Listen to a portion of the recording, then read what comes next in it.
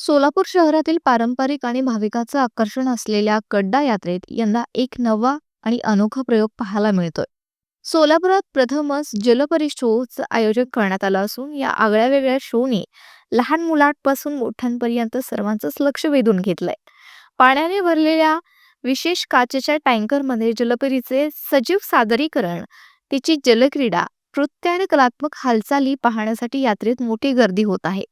जलपरीचा हा शो पाहण्यासाठी नागरिकांमध्ये विशेष उत्सुकता असून संध्याकाळच्या सत्रात प्रेक्षकांची लक्षणीय गर्दी वाढताना दिसतीये.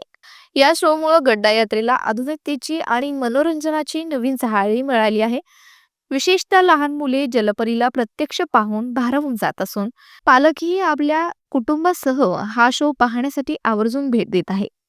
मोबाईल कॅमेऱ्यात क्षण टिपण्यासाठी नागरिकांची धडपडही पाहायला मिळते. यात्रेत दरवर्षी झोपाळे, खेळणी, खाद्यपदार्थांचे स्टॉल्स आणि पारंपरिक करमणूकही असते. मात्र यंदा जलपरी शोमुळे यात्रेचं वेगळेपण अधोरेखित झालंय.